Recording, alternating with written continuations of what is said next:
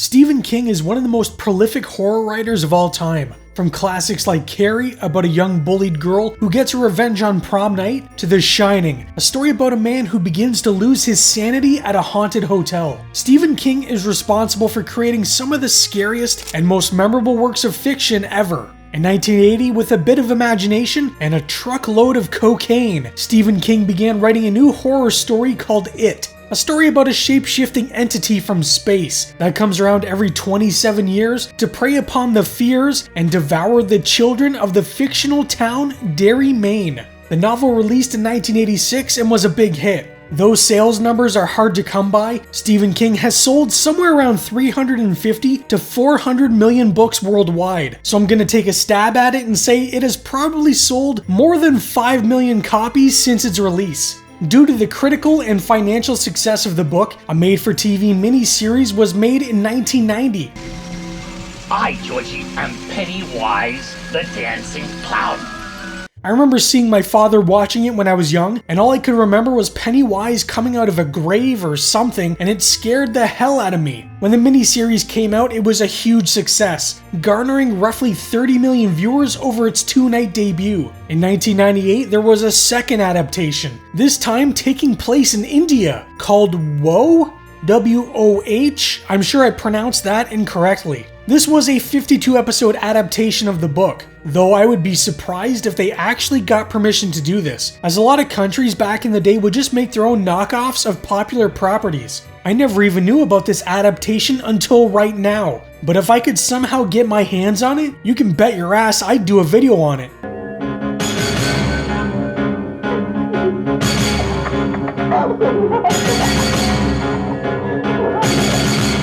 Like Pennywise himself, 27 years after the release of the original made-for-television movie, a remake of It found its way into theaters. The fact there's 27 years between both versions had to be on purpose. Principal photography on the film also began on June 27, 2016, so that's a lot of 27s going around. The film placed Bill Skarsgård in the role of Pennywise the Clown, making him look a lot more evil and menacing than the Tim Curry's more playful version. It was a huge hit, making $700 million on a $40 million budget, and was followed up 2 years later with It Chapter 2. It Chapter 2 wasn't nearly as successful, pulling in $473 million on a $79 million budget, but still it did really well.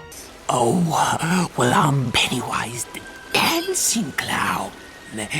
The popularity of the films caught the attention of the Simpsons producers, and in typical Simpsons fashion, they would eventually make a parody of It.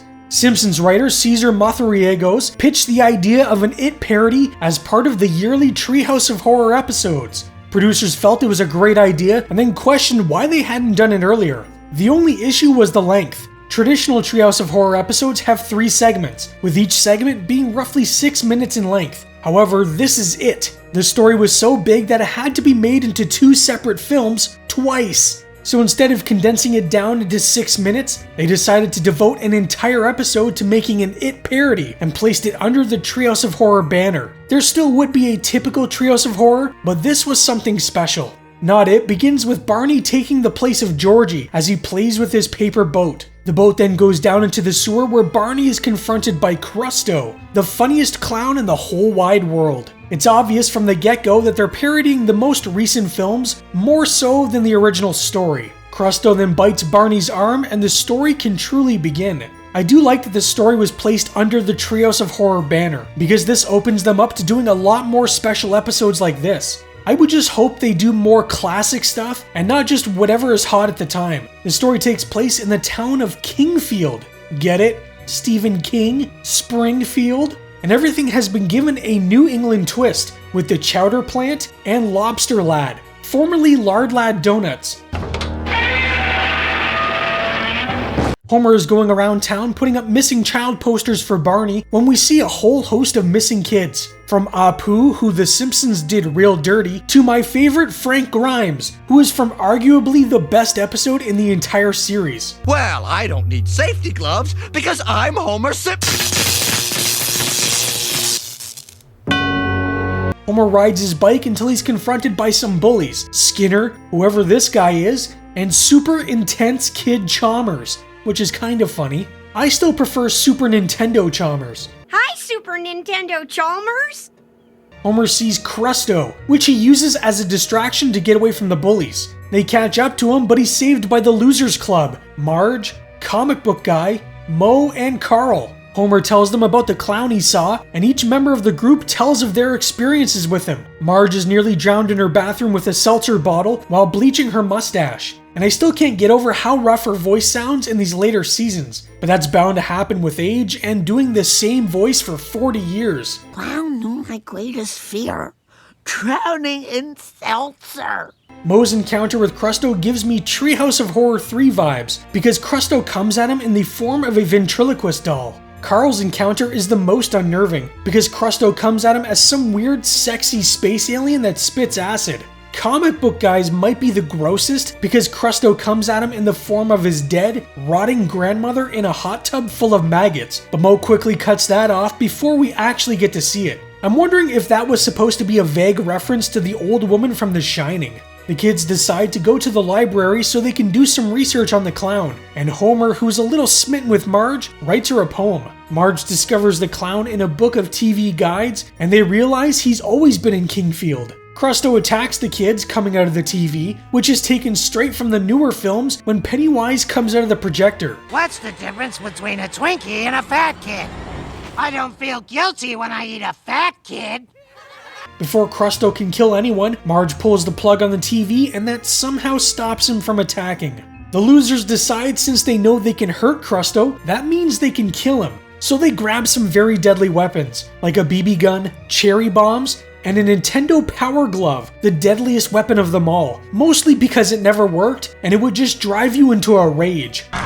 Get out of here now, please! Now. Hey, you forgot the Power Glove! Barney discovers the poem from Homer, and I'm sure he won't do anything to sabotage it. The losers go to the old studio where Crusto's old show was filmed, and this gives them an opportunity to make a quick joke at Fox's expense, despite The Simpsons being owned by Disney now, which is a much worse company. Crusto appears and the kids use their weapons, which seem to be completely ineffective. It's not until Crusto slips on some marbles that the children begin to laugh, which I guess hurts him. Crusto basically kills himself trying to make the losers laugh. They're nothing but a bunch of losers, and that's all you'll ever be! The kids then make a pact that if Crusto were to return in 27 years, they would get back together to put an end to him once and for all. Marge also finds the poem which Comic Book Guy altered, so she thinks it was from him, and those two become a thing, despite the penmanship and color of the ink being entirely different. 27 years later, and the Kingfield sign changed, and isn't it funny? Somehow all the missing children posters from 27 years prior are all still up. The town bullies find a newly built bakery called You're All Gonna Pie. Jimbo then takes a pie to the face that is so forceful that it smashes the back of his head against a brick wall and melts the front of his face off. At Doe's Bar, which is kind of a clever name for a bar owned by Homer, there's a report on the news about the gruesome murders. Besides Jimbo's pie incident, Dolph had his intestines turned into balloon animals, and Kearney was choked by an endless supply of hankies. I guess Nelson's murder was too gruesome to mention. And if you're gonna do a story about a killer clown, then you really should do clown-related murders. Homer realizes it's been 27 years exactly, and he needs to contact the others. But since Homer's a bartender, I can only imagine what kind of crappy lives the others have led. Well, Moe is a popular heavy metal ventriloquist, which if that doesn't actually exist, it should. Carl is an astronaut and leaves a launch just seconds before takeoff. And Marge is a high-powered ad executive, though her short hair is really throwing me off. I sure wish we'd done it 27 years ago. Me too! Oh, it's all I think about. I think this was supposed to be a joke about the weirdo child from the book, which thankfully none of the adaptations have used. Marge is unsure if she can help because she has two kids with Comic Book Guy, Bert and Lizzie, with Lisa and Bart doing a bit of role reversal in this one. I'm the same little coward You always were!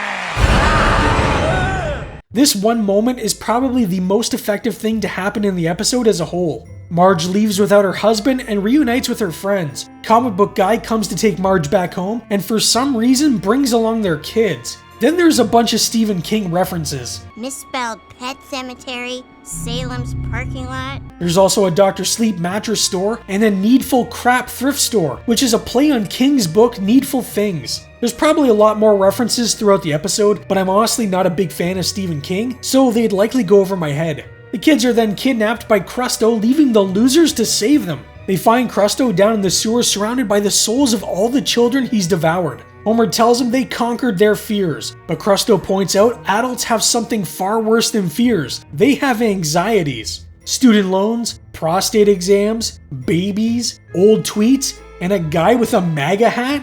What the f***?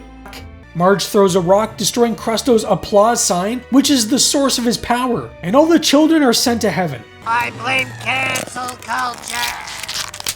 It's then revealed that the whole thing was set up by Kang and Kodos, who put Crusto on Earth 1,000 years ago. You really can't have a Treehouse of Horror without Kang and Kodos making an appearance, but they're just added in so the show can make some more Stephen King references. They should have referenced the Shinning from Treehouse of Horror 5, but I'm not sure why they didn't. Not It wasn't the first time The Simpsons had done a parody of It. 2 weeks after the release of the 2017 remake, The Simpsons Treehouse of Horror number 23 comic book was released and featured the short story It Happens. Get it? Shit happens. What I like about the comic version is it does its own thing without being a direct parody of the movie or book like the episode is. The characters also look more like kids in the comic when compared to how they were designed for the show. The comic has Homer, Marge, Lenny, Carl, and Barney as kids, where they're being stalked by Krusty. On his way home with a root beer float, Barney trips and drops it into a sewer where he's quickly killed. Homer sees the entire thing and the next day at school asks one of his teachers how you fight an evil clown. Homer tells his friends what he saw, and when Marge draws a picture of it, Krusty leaps from the page and attacks. Homer tears the drawing up and Krusty along with it. One by one, the friends are tormented by Krusty in their own way, until Marge realizes he's using their fears against them. So when confronted by Krusty again, they all use their imaginations to fight him, with Homer summoning Mayor McCheese, who gives him a nice left hook, and Lenny and Carl, who summon Knight Rider to run him over. 30 years later, Krusty returns and no one cares. They have more pressing things to deal with, like paying bills or taking care of the laundry. Even Bart and Lisa are more interested in TV and the internet than they are with a murderous clown. Krusty tries scaring the townsfolk during the opening of a new Lard Lads Donuts, but again, they don't care. He attempts to eat Ralph, but just as he's about to, Mole Man accidentally drops the Lard Lad statue right on his back. Not It is just fine. I think if you're a fan of the newer It movies, you'll enjoy it. But if you're not, then there isn't much here for you. The episode overall isn't funny. This was my first time watching it, but not once did I laugh. I groaned a few times and rolled my eyes so far back into my head that I could see my brain, but I never laughed. There were little moments that I recognized as being clever or funny, but they weren't haha funny. It's okay if a Treehouse of Horror episode isn't funny. A lot of the earlier segments weren't either and were more focused on the horror aspect, which I think this was trying to do. Like I mentioned earlier, there was that one fairly effective moment that almost worked as a jump scare, which I think is hard to pull off for a cartoon, but it almost worked. The animation is well done, even though I prefer the hand-drawn stuff from the earlier years. They also did a good job combining Krusty with the Skarsgård Pennywise. Honestly, I think the comic version of the story was done much better. It took the basic concept of the book and gave everything its own twist, like Barney losing his root beer float as a kid down in the sewer, giving him an excuse to reach inside, instead of just making Barney a one-to-one copy of Georgie and having him do the exact same thing he did in the book and the movie. The writing as a whole also felt more like classic Simpsons. There wasn't really anything that makes it feel dated, while Not It keeps throwing out jokes about Reddit and TikTok. If I had to recommend one over the other, I would say read the comic. Still though, Not It is a decent foray into the Treehouse of Horror. If I had to give it a number rating out of 10, I'd say a 6 feels appropriate. It's not great, but it's not bad either. It does a fine job retelling the story in a modern Simpsons way. Now if only they had done their own version when the show was at its peak, that could have been amazing. Anyways, what do you think of Not It? I'm sure there are lots of people that must really enjoy it, so let me know down in the comments. Anyways, that's all for today. I hope you're doing well and stay spooky.